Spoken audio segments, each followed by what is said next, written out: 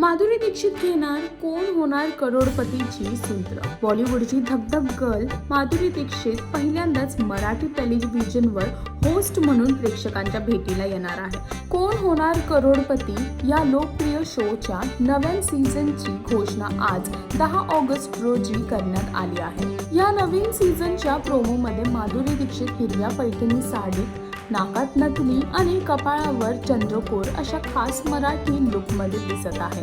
तिचा हा traditional look प्रेक्षकांना चांगलाच पसंतीत आला आहे. या प्रोमोमध्ये माधुरी दीक्षित म्हणते की जे कधी घडलं नाही ते घडणार.